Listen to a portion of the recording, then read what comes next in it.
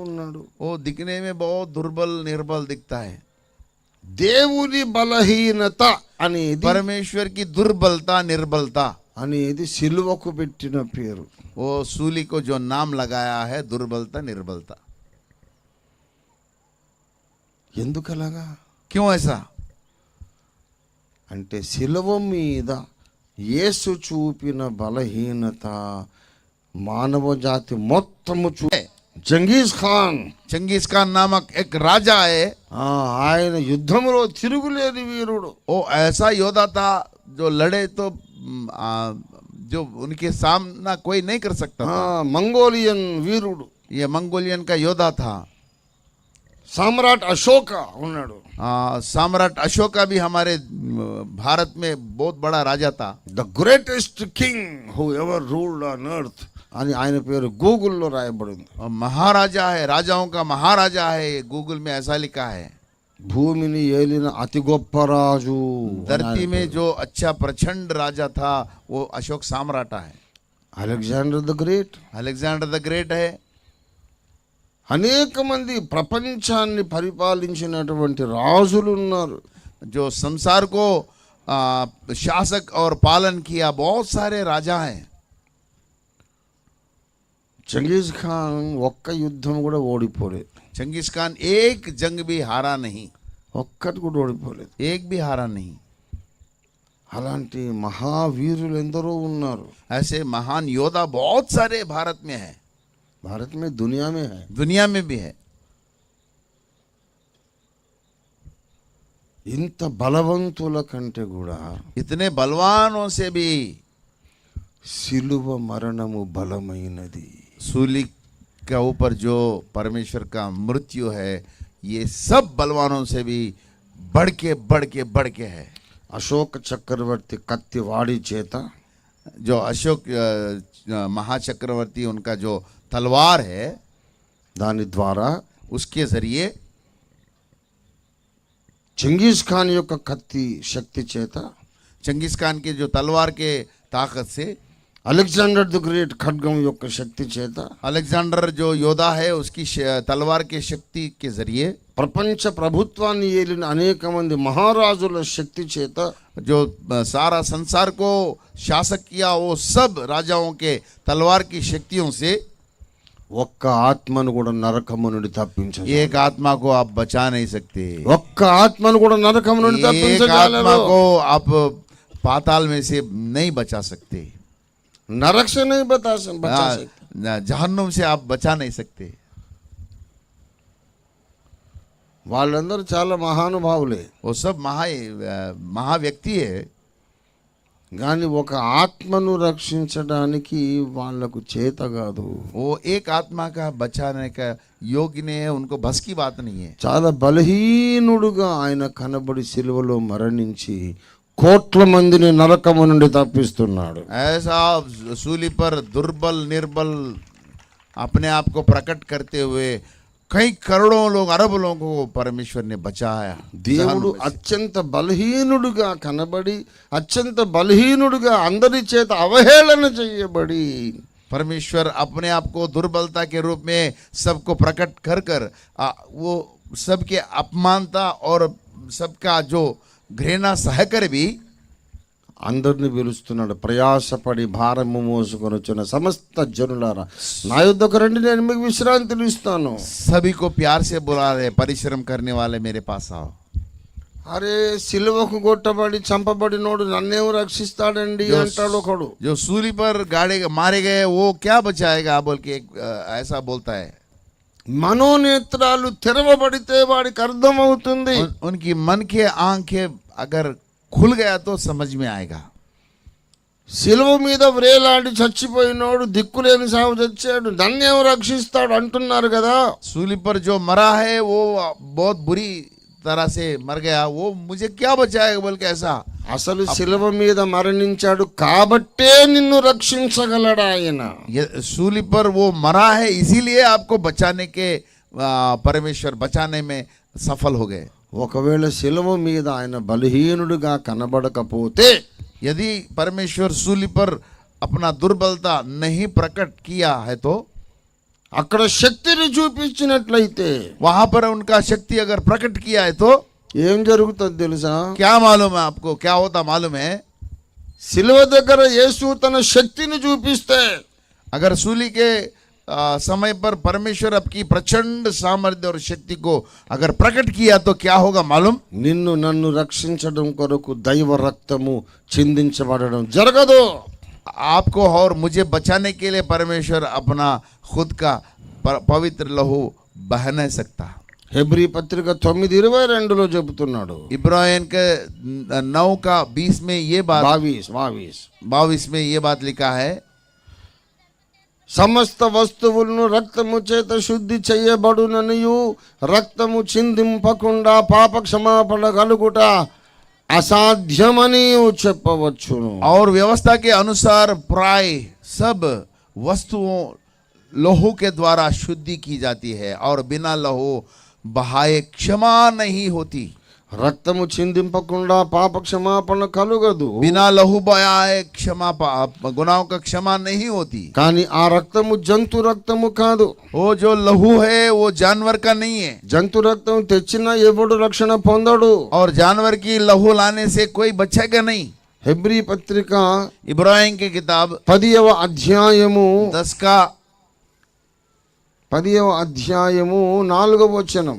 4 आयत में से ये पढ़ते हैं, ఏలయనగా ఎడ్ల యొక్కయు మేకల యొక్కయు రక్తము పాపములను తీసివేయుట क्योंकि अनहोना है कि बैल और बकरों का लहू पापों को दूर करे। హెబ్రీ 9:22 చెబుతుంది, इब्राहिम के 9:22 ये बोलता है कि రక్తము చిందించకపోతే పాప క్షమాపణ కలుగదు. बिना लहू बहाए पापों का क्षमा नहीं होगा। హెబ్రీ 10:4 వచనం చెబుతుంది, इब्राहिम के 10:4 ये बता रहे कि ఎడ్ల యొక్క మేకల యొక్క జంతు రక్తము పాపములను తీసివేయదు. क्योंकि अनहोना है कि बैल और बकरों का लहू पापों అరే को दूर రక్తం करे। కావాలంటున్నావు, మళ్ళీ జంతు రక్తం పనికిరాదంటున్నావు. आप ये बोल रहे कि लहू चाहिए लेकिन जानवरों का नहीं चाहिए। రక్తం కావాలి కానీ జంతు రక్తం పనికిరాదు. लहू चाहिए लेकिन जानवरों का लहू नहीं। మరి ఎలాగ సార్? फिर क्या करे? మరి ఏ రక్తం కావాలి? किसका लहू चाहिए? దేవుని రక్తం కావాలి. परमेश्वर का, उनका खुद का लहू चाहिए। పాపము లేని రక్తం కావాలి. जो बिना पाप के लहू चाहिए। పరిశుద్ధమైన రక్తం కావాలి. पवित्र लहू चाहिए। అమూల్యమైన రక్తం కావాలి. अमूल्य लहू चाहिए। నాశనము లేని జీవము కలిగిన రక్తము కావాలి. अविनाश अनंत जीवन परमेश्वर की लहू चाहिए। ఏ దేవుడైతే తన శక్తి చేత శూన్యములో నుండి ఈ బ్రహ్మాండమును సృష్టించినాడో, जिस परमेश्वर अपनी सामर्थ्य से इस सारा ब्रह्मांड को रचा है, ఆయన ప్రాణ శక్తి ఉన్న రక్తం కావాలి. वो उनका प्राण शक्ति जो उनके लहू में जो है वो लहू हमको चाहिए। మేకను కోస్తే మేక రక్తములో మేక ప్రాణం ఉన్నది. अगर बकरी के लहू में, बकरी को काटे तो बकरी के लहू में बकरी का जान है। బకరీ కా జాన్ హై, మేక ప్రాణం ఉంది. बकरी का जान उसमें रहता है। కోడిని కోస్తే కోడి రక్తంలో కోడి పుంజు రక్తం ఉంటుంది. अगर मुर्गी को काटे तो मुर्गी का जान मुर्गी के लहू में रहता है। ఒకవేళ మనిషిని కోస్తే మనిషి రక్తంలో మనిషి ప్రాణం ఉంటుంది. यदि मनुष्य को काटे तो मनुष्य लहू में मनुष्य का जान रहता है। ఎద్దు రక్తంలో ఎద్దు ప్రాణం ఉంటుంది. बैल के लहू में बैल का जान रहता है। కానీ యేసు రక్తంలో, यदि यीशु के लहू में ఈ బ్రహ్మాండమును సృజించిన వారి ప్రాణం ఉన్నది. ये सारा ब्रह्मांड को रचा हुआ है, जिसका जान उसमें है। ఆ మహాశక్తి సంపన్నమైన రక్తం, ఆ రక్తములోని ప్రాణం మానవుల రక్షణ కొరకు కార్చబడాలి అంటే ఆయన బలహీనుడిగా కనపడాలి. वो लहू जिसने सूली पर बहाया, वो लहू बहाने के लिए वो सूली पर दुर्बलता के रूप में प्रकट होना चाहिए। एक कमजोर आदमी के जैसा दिखना चाहिए, कम से कम कमजोर आदमी का जैसा दिखना, కనబడాలి బలహీనుడుగా. లేకపోతే ఆ పరిశుద్ధ రక్తం కార్చలేడు. अगर यदि कमजोर के रूप में प्रकट नहीं हुआ तो वो पवित्र लहू वो बहाएगा नहीं। గుంటూరులో ఒక 30 ఏళ్ల కిందట ఒక 30 वर्ष से पहले गुंटूर में क्या हुआ, శిలువధారి అని నాటకం వేశారు. एक सिलवा जो सूली धारण का एक वहाँ पे एक ड्रामा चल रहा था 35 years బ్యాక్. एक 35 वर्ष से पहले శిలువధారి అనే డ్రామా. जो सूली धारण का एक ऐसा ड्रामा चल रहा గారు మీ ఏజ్ ఎంత? 43. అప్పుడు మీరు చిన్న పిల్లోడు. అయితే మొత్తం నా సేవ మొదలుపెట్టిన మీరు ఇంకా పుట్టలేదు. సరే, అయితే అక్కడ ఏసీ కాలేజీలో आंध्रा थियोलॉजी क्रिश्चियन कॉलेज इसमें ఆ గ్రౌండ్ అక్కడ మంచి నాటకం ఆడుతున్నారు శిలువధారి. గుడ్ ఫ్రైడే సందర్భంగా गुड फ्राइडे को मद्देनजर रखते हुए एक ऐसा ड्रामा बना है, सबको सुसमाचार इस नाटक के जरिए सबको प्रकट करे. ఒక ఆయనను యేసు ప్రభులాగా వేషం వేస్తారు. ఎవ్రీ ఇయర్ జరుగుతుంది అది. हर साल ये ड्रामा चलते रहेगा. एक साल एक बंदे को यीशु मसीह के रूप में तैयार किए. ప్రతి సంవత్సరం శిలువధారి నాటకం వేస్తారు గుంటూరులో. అది గుడ్ ఫ్రైడే సెలబ్రేషన్. అది ये गुड फ्राइडे के दिनों में ये जो नाटक वहाँ पे ड्रामा चलाते हैं ताकि सब परमेश्वर की सूली का जो वार्ता सुने सुने और देखे भी ఆంఖోं से. అట్లా సువార్త, అదొక సువార్త ప్రకటించినట్టు. ఇక ఆయనకు మంచిగా వెంట్రుకలు ఇట్లా పెద్దగా విగ్గు పెట్టి తల మీద ఒక మూండ్ల కిరీటం పెట్టి एक बंदा को पकड़ के लेके तैयार किए और बड़ा बड़ा बाल और मकुट बनाए, जो कांटों का मकुट बनाए, తల మీద పెట్టారు. सर के ऊपर उसको लगाए. తర్వాత ఆయనకు ఒక నిలువుటంగి తొడిగారు. एक ऐसा वस्त्र भी उनको पहनाया है, పెట్టారు. తర్వాత ఒక సిలువ ఆయన భుజం మీద పెట్టి एक सूली उनके खांधों के ऊपर लगाकर నువ్వేం చేయొద్దు, ఒట్టిగానే ఆ గ్రౌండ్ అంతా తిరుగు ఇట్లా సిలువ మోసుకొని తిరుగుతూ ఉండు. आप कुछ भी करने का नहीं है, सूली अपने कांधों के लिए ऊपर लेके सिर्फ ऐसा ग्राउंड में फिरते रहना है. వెనక రోమా సైనికుల వేషం వేసుకొని ఆ శిరస్త్రాణాలు పెట్టుకొని ఆయన మీద ఇట్లా కొట్టినట్టు నటిస్తూ, తిట్టినట్టు నటిస్తూ, అవహేళన చేస్తూ వెనుక 5-6 సైనికులు నడుస్తూ ఉంటారు. अब रोमियो का सेना आपके पीछे और लाठी लेके और कोरड़ा नहीं मंटर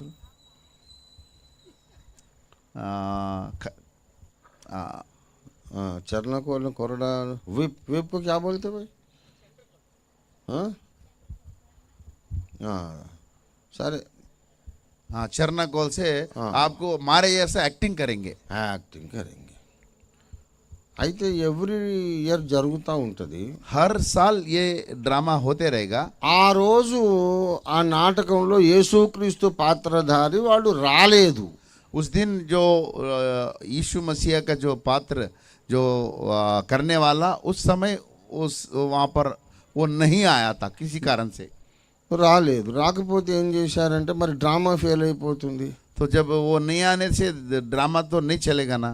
ఇక రోడ్డు మీద బయటనో కనబట్టుకొచ్చారు. अब रोड पे सड़क पे एक ऐसा बंदा दिखा, उनको लेके आए. వాడు మంచిగా హ్యాండ్సమ్, బాగా అందగాడు, 6 అడుగులు. वो दिखने में बहुत लंबा है और ऊंचा है, दिखने में अच्छा है. నువ్వు జీసస్ లాగా యాక్టింగ్ చేయాలని వాడిని आप यीशु के जैसा एक्टिंग करना पड़ेगा बल्कि उसको बोले. మరి నాకు ఎంత ఇస్తారన్నారు. जो उसने पूछा क्या दोगे आपको, అంటే 1000 రూపాయలు ఇవ్వాలన్న. 1000 रुपये देंगे. సరే సరే మరి 1000 రూపాయలు అయితే నేను చేస్తాను. तो 1000 रुपये दी तो मैं करेगा. సరిగా ఆయనకి అంత యేసయ్య వేషం వేశారు. प्रभु यीशु के रूप धारण किए उसको.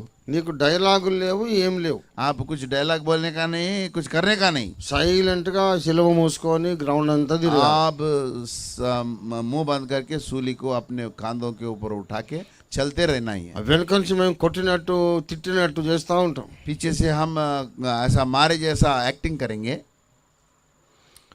వాడు సరేనన్నాడు. वो उसने खूब बोला है. ఒక 10 నిమిషాలు అయినాక వానికి కోపం వచ్చింది. एक 10 मिनट के बाद उसको बहुत गुस्सा आया. కోపం బిగబట్టుకుని కంట్రోల్ చేసుకున్నాడు. अपने आप को बहुत ऐसा कंट्रोल किया है, गुस्सा को अब सह नहीं सक रहा है वो. ఓహో, ఏమి రా, నువ్వు దేవుణ్ణి అనుకున్నావా? क्या रे अपने आप को परमेश्वर समझ रहे क्या? ఆ పెద్ద గొప్పోడిని అనుకున్నావు, अपने आप को थुड़ुमची समझ रहे क्या? నువ్వు రక్షకుడువా నువ్వు? आप क्या रखवाला है हमारा? నీకు దమ్ముంటే ఇప్పుడు తప్పించుకోరా. यदि आपको दम है तो बचा लो आपको। అని అటొకడు ఇటొకడు వచ్చి ఆయనను కొడతా उधर से एक लाठी से ऐसा उसको मार रहे। వాడు ఒక అరగంట చూశాడు. एक आधा घंटा तक वो देखते रहा। ఆఖరి నిలబడి ఏందిరా ఇందాక నుండి చూస్తున్నా, क्या बे मैं जब से देख रहा हूँ, क्या बात है? ఏదో 1000 రూపాయలు ఇస్తున్నానని పిలిచి నన్ను ఇంత అవమానిస్తారా మీరు? 1000 रुपये बता के इतना अपमान कर रहे हैं मेरा। మీరొద్దు, మీ 1000 రూపాయలు వద్దని చెప్పి आप नहीं, आपके 1000 रुपये भी चाहिए नहीं, बल्कि उसको गिरा दिए। 1 అవర్ నుండి చూస్తున్నా, 1 घंटे से मैं देख रहे। ఎన్ని మాటలు తిట్టారు మీరు నన్ను कितने बातों से गाली दी है मुझे। అని చెప్పి అదే సిలువని పైకెత్తి పట్టుకొని उसी सूली को उठा के వాళ్ళందరిని ఉతికాడు. वो सबको मारना चालू किया है। గ్రౌండ్ అంతా పరిగెత్తించుకుంటూ सब ग्राउंड में सब उधर उधर भागे हुए। భగాయా और मारा उसको. भगा के मारे। యేసు ప్రభు యొక్క బలాన్ని ప్రదర్శిస్తే 2000 ఏళ్ల కిందట కూడా ఇదే సీన్ జరుగుతుంది. अगर ये परमेश्वर अपना सामर्थ्य बताए तो ये गुंटूर में जो ड्रामा हुआ वही होता था वहां पर। నెక్స్ట్ డే ఈనాడు పేపర్లో వచ్చింది ఇది. हाँ, और दूसरा दिन जो दिन पत्रिका में ये जो वार्ता आया, అభాసుపాలైన సిలువధారి నాటకం అని వచ్చింది. बिगड़ा हुआ सूली धारण का नाटक। మీరు అనుమానం ఉంటే కనుక్కోండి అక్కడ మీరు. आपको यदि आप शंकित है तो आप देख सकते हैं। దిస్ రియల్లీ హ్యాపెండ్ అక్కడ ये सच में हुआ है। అడిగితే మీరు పాతోళ్ళు ఎవరైనా చెప్తారు. जो आप बुजुर्ग से पूछे तो आपको जानकारी होगा। అట్లా యేసు ప్రభు వారు కూడా అట్లా చేయగలడు. परमेश्वर यीशु भी ऐसा कर सकता है। ఆయన ఎటువంటి దేవుడు? वो कैसा परमेश्वर है? పంచభూతములను ఆజ్ఞాపించగలిగిన దేవుడు. जो पंचभूतात्मक संसार को वो आज्ञा देने वाले परमेश्वर है। గాలి వాన తుఫాన్ వచ్చినప్పుడు ఆగో అల్లరి చేస్తున్నావు, हवा అనంటే और समुद्र और पानी को वो आज्ञा देने वाले परमेश्वर है। ఆగిపోమంటే నువ్వు మనం అంటే ఆగుతుందా? हम बोलने से वो हमारे आज्ञा पालन करेगा क्या? అసలు కేర్ కూడా చేయదు అది. आपको केयर भी नहीं करेगा। గాలి వాన తుఫానును ఆజ్ఞాపించగలిగిన సర్వశక్తి సంపన్నుడు. हवा और पानी और बारिश को आज्ञा करने वाला परमेश्वर है। ఆయన వీళ్ళను ఒక లెక్కన అసలు కోపంగా చూస్తే మాత్రం కాలిపోతారు అందరూ. अगर गुस्सा नजर से देखे तो ये जल जाएंगे पूरे। ఆయన మౌనంగా ఉన్నాడు. वो अपने आप में मौनी बनकर रहे। ఆఖరి రక్తపు బొట్టు దాకా చిందించాడు. उनका आखिरी खतरा लहू तक वो अपना मुंह नहीं खोला है। ఉదయం నుండి మధ్యాహ్నం 3 గంటల వరకు 6 గంటల సేపు వ్రేలాడాడు. सुबह से दोपहर 3 बजे तक 6 घंटे तक सूली पर ऐसे लटका गया है। ఆయన మౌనముగా ఉన్నాడు. वो मौनी बनकर रहे। ఎవరైనా తిట్టని ఎన్నైనా మాటలనని మౌనంగా ఉన్నాడు. कोई भी अपमान करे, कुछ भी गाली दे, वो ऐसी అది బలహీనత అనుకుంటున్నారు ఈ మూర్ఖులు. ये समझ रहे कि वो दुर्बलता है। ये मूर्ख लोग ये समझ रहे कि वो परमेश्वर का एक निर्बलता है, दुर्बलता है। ఆ దెబ్బలు తినడము యేసయ్య బలహీనత కాదు. ये जो मारे खाना उनका दुर्बलता नहीं है। మీరు నాకు చెప్పండి మీరు నాకు చెప్పండి. आप ये बात हमसे बोले। I am asking you answer me. मैं आपसे सवाल कर रहे, आप जवाब दे दो। బ్రహ్మాండమును సృష్టించిన ఆ మహాదేవుని ప్రాణము ఉన్నటువంటి రక్తం ఎట్లా కారుతుంది మరి? जो परमेश्वर का ब्रह्मांड जो सृजना किया, वो परमेश्वर का लहू कैसा बहता है? ఇప్పుడు ఈయనను కొట్టనీయలేదు, తిట్టనీయలేదు, సిలువ కేసు కొట్టలేదు. ఆయన పోడరా ఎవరు ఏంది మీరు నన్ను కొడతారా చేస్తారని ఆయన బలాన్ని ప్రదర్శించాడు. మరి మన కోసం రక్తం ఎట్లా కారుతుంది? यदि परमेश्वर क्रोधित होकर हमको वहां से भगाया तो उनका लहू कैसा बहेगा? ఆయన తన శిలువ రక్తము, తన రక్తమును, పరిశుద్ధమైన దైవ రక్తమును చిందించకపోతే మనకెవ్వరికి రక్షణ కలగదు. కాబట్టి यदि ఆయన ఆ బలహీనుడిగా కనబడ్డాడు. परमेश्वर अपना लहू यदि वहाँ पर सूली पर बहाया नहीं तो हम में से कोई भी उद्धार नहीं पा सकता है। यह हमको दुर्बलता जैसा दिखता है। ఎవ్వరు కూడా పరలోకానికి వెళ్ళరు. कोई भी स्वर्ग में नहीं पहुँच सकता है। గనక మన కొరకు అన్ని దెబ్బలు భరించడము, हमारे खातिर इतना सारा मार परमेश्वर खाने से యేసు బలహీనత కాదు, యేసు యొక్క మనోబలం, మహాబలం. ये परमेश्वर की दुर्बलता नहीं है, उनका जो मन का बल है। కుక్కను కొట్టినట్టు కొడుతుంటే తప్పించుకోలేదు. పిచ్చి వెధవా, నువ్వు నరకం నుండి తప్పించుకోవాలంటే దైవ రక్తము కారాలి. ఆ దెబ్బలు యేసు తినకపోతే దైవ రక్తం కారదు, నీ వేదాల అబద్ధమైపోతాయి, బైబిల్ ప్రవచనాలు నెరవేరవు, నువ్వు నరకానికి వెళ్ళిపోతావు. आप ये समझ रहे कि कुत्ते के जैसा मारे। यदि भारत के इतिहास के जो ग्रंथ है, वेद और बुतरे सारे जो मैथोलॉजिकल किताब में जो लिखा है वो सब गलत हो जाएगा। यदि परमेश्वर अपना लहू नहीं बहाया तो कोई भी उद्धार नहीं पा सकता, कोई भी स्वर्ग में पहुंच नहीं सकता है। ఎందుకంటే యేసు ప్రభు వారి యజ్ఞమును గూర్చి వేదాలలో రాయబడింది. क्योंकि परमेश्वर का जो यज्ञ है उसके बारे में वेद में लिखा है। దేవుడు నరుడై పుట్టి మనుషుల పాపాల కొరకు యజ్ఞమవుతాడు అనే మాట వేదములలో రాయబడింది. जो चतुर्वेद संहिता में ऐसा लिखा है, परमेश्वर इंसान के धरती पर देहदारी बनकर उनके लहू के, उनके पापों के खातिर वो कुर्बानी होगा बोल के ऐसा लिखा है।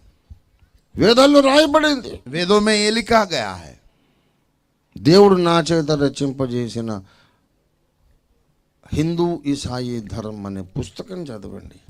परमेश्वर मुझसे लिखाया गया वो ग्रंथ है, वहाँ पे हमारे पुस्तकशाला में है। हिंदू ईसाई धर्म हैंदव क्रिस्तम नाम का तेलुगु में है। తెలుగులో वो ఉంది, कृपया హిందీలో. आप पढ़िए, पढ़ने से बहुत सारे चीज आपको ग्रहण में आएंगे। దేవుడు నరుడై పుడతాడు. ఆయన 2 సార్లు పరలోకంలో ఒకసారి పుట్టాడు, భూమి మీద ఒకసారి పుట్టాడు, భూమధ్యపురములో పుట్టాడు, చచ్చిపోయి లేస్తాడని రాయబడింది. वेदों में ये लिखा है, स्वर्ग में एक बार जन्मेगा और धरती पर दूसरा बार जन्मेगा, ऐसा वेद में लिखा है। ఇంకా ఏ అవతార పురుషుడు కూడా ఇంత దారుణంగా చచ్చిపోలేదు. कोई भी अवतार के जो पुरुष है इतना बहुत बुरी तरह से मरेगा नहीं, ये लिखा है। कोई भी ऐसा मौत नहीं मरा. कोई भी ऐसा मौत नहीं मरा। సారే అవతార్ లోग ఉన్నారు కదా, వీళ్ళు దశావతారం, ఈ అవతారాలు ఎవడు ఇటువంటి సాగు చావలేదు. जितने सारे अवतार के महापुरुष है ऐसा उनका मृत्यु ऐसा नहीं हुआ। नहीं हुआ. ప్రతి ఒక్కరి చావు ఘనంగా జరిగింది. हर एक का मृत्यु अच्छा बहुत अच्छे बहुत वैभव से हुआ। చాలా ఘనంగా వాళ్ళు చచ్చిపోయారు. अच्छे रीति से वो गुजर गए। ఎందుకు తెలుసా? क्यों मालूम है? వేదం చెప్పిన దేవుడు వాళ్ళు కాదు కాబట్టి. जो वेद में जो प्रकटीकरण हुआ वो भगवान, वो उनके परमेश्वर नहीं है, केवल यीशु ही एकमात्र परमेश्वर है। ఆ యేసుది నేను చెప్తా, తర్వాత నువ్వు చెప్పు. वो यीशु के बारे में मैं बताऊंगा, बाद में आप बताओ। మిగతా అవతార పురుషులు ఎవరు కూడా వేదము చెప్పిన దేవుడు కాదు అన్న. जो वेदों में प्रमाणित किए गए वो लक्षण दूसरा परमेश्वरों में नहीं है, केवल यीशु में ही है।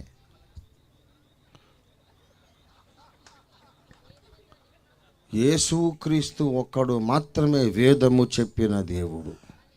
एकमात्र ही परमेश्वर यीशु ही है जो वेदों में उनके बारे में लिखा गया है। అరే కుక్కను కొట్టినట్టు కొట్టిన ఆయనే దేవుడు అనుకునే పనికి మారిన కుక్కలు, వీళ్ళు కుక్కలు అసలు. कुत्ते के जैसा मारे बोल के जो आप बयान कर रहे हैं, आप सच्चे में कुत्ते हैं। పరమాత్ముడు విరాట్ పురుషుడు భూమధ్యపురములో పుట్టి యజ్ఞమవుతాడు, ఆయన చంపుతారు అని రాసినటువంటి లేఖనాలు చూస్తే మరి అరే మన గ్రంథాల్లోనే దేవుడు కుక్కలాగా చచ్చిండని ఉందని తెలియలేదా? अपने वेद ग्रंथों में ये बात लिखा है कि वो बहुत बुरी मृत्यु होगा बोल के ऐसा लिखा है। आपके वेदों के ऊपर आपको विश्वास नहीं है क्या? आप वेदों का अपमान कर रहे। यीशु के बारे में अगर आप दूषणा करें तो वेदों का अपमान आप कर रहे। భారతీయులు కానీ జపానీయులు కానీ జర్మన్ కానీ ఫ్రెంచ్ కానీ బ్రిటిషర్స్ కానీ అమెరికన్స్ కానీ ఆఫ్రికన్స్ కానీ ఏ దేశ ప్రజలైనా నరకం తప్పించుకోవాలంటే పరమాత్ముడు మనిషి అయి పుట్టి సిలువలో కార్చిన రక్తమును ఆశ్రయించాలి। इस धरती पे जितने सारे देश है, उस देश के वासी अगर उद्धार पाना है तो जो परमेश्वर मनुष्य देहधारी बनकर इस धरती पर जन्मा है, अपना प्राणों अपना जान को सूली पर गवाह है, उनका बहाए हुआ लहू पे विश्वास करेगा, वही अनंत जीवन पाएगा और बचाया जाएगा। రక్తము చిందింపకుండా పాప క్షమాపణ కలుగదు। बिना लहू के पाप क्षमा नहीं हो सकता है। ఎడ్ల యొక్క మేకల యొక్క రక్తము సరిపోదు। बकरियों का और बैलों का खून से पाप क्षमा नहीं हो सकती है। దేవుని రక్తం కావాలి। परमेश्वर का पवित्र लहू ही चाहिए। దేవుని రక్తం కారాలంటే परमेश्वर का लहू बहना है तो ఆ దేవుడు కాసేపు తన బలాన్ని పక్కన పెట్టి బలహీనుడుగా రావాలి। ओ परमेश्वर अपना सामर्थ्य को बाहर रख के दुर्बल दिखना चाहिए, वही तो सूली है। దేవుడు బలహీనుడుగా కనబడి చేసిన యజ్ఞం परमेश्वर अपने आप को दुर्बल निर्बल का रूप में प्रकट करते हुए जो यज्ञ किया है, మహాశూరుల చక్రవర్తుల బల పరాక్రమములన్నిటికంటే బలవంతమైనది। सारा ब्रह्मांड के जितने सारे योद्धा है उनसे कई गुणों से बढ़ के है वो। పాతకాలం రాజులందరిని అడగండి, पुराने जमाने के जितने सारे राजा हैं उनसे पूछिए, ఎన్నెన్నో చెప్తారు। పలానోడి కంటే ఒకటి కంటే 1000 ఏనుగుల బలం ఉందట। वो बोलते हजारों हाथियों का बल है। ఏం చేసుకోవడం? क्या करने के लिए हजारों का हाथी का बल? 1000 ఏనుగుల బలం ఉంది కదా, आपको 1000 हाथियों का बल है ना। మానవ జాతిని రక్షించు నరకం నుండి। अब मानव जाति में सबको बचा सकते क्या आप? నేనే రక్షిస్తాను సార్, నన్ను రక్షించటోని కొరకు ఎదురు చూస్తున్నా। मैं कैसा बचाऊं साहब, मुझे बचाने वाला मुझको चाहिए। గనుక నరకము నుండి తప్పించుకోవడానికి కావలసింది బలము కాదు।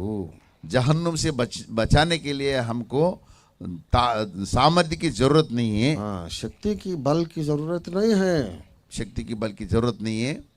దేవుని రక్తము కావాలి। परमेश्वर का खुद का लहू चाहिए। ఆ దేవుని రక్తము మానవుని పాపానికి ప్రాయశ్చిత్తం చేస్తుంది। उसी परमेश्वर की पवित्र लहू हमारे पापों का क्षमा करेगा। బ్రహ్మాండములోని బలవంతులందరూ కలిసి వచ్చి చేయలేనటువంటి మానవ రక్షణ కార్యం దేవుడు సిలువలో చేశాడు। ब्रह्मांड के जितने सारे योद्धा नहीं कर सकते, वो केवल परमेश्वर यीशु सूली पर करके हमको दिखाया है। అది ఆయన మనోబలం।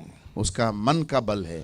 భూమి మీద పుట్టినప్పుడే దీనికి సిద్ధపడి వచ్చాడు సిలువ కొరకు। जब वो धरती पर जन्मा है, सूली के लिए वो जन्मा है। ప్రభునందు ప్రియులారా, परमेश्वर में प्रिय अजीजों, దేవుని బలహీనత परमेश्वर की दुर्बलता సిలువలో కనబడుతుంది। सूली में हमको प्रकट होता है। ఇంకెక్కడ కనబడుతుంది? अभी कहाँ पर दिखता है? ఇంకెక్కడ లేదు, సిలువలోనే। केवल सूली पे दिखता है उनका దేవుడు दुर्बलता। అత్యంత బలహీనుడిగా కనబడిన క్షణం సిలువ। केवल सूली पर एकमात्र परमेश्वर का दुर्बलता दिखता है।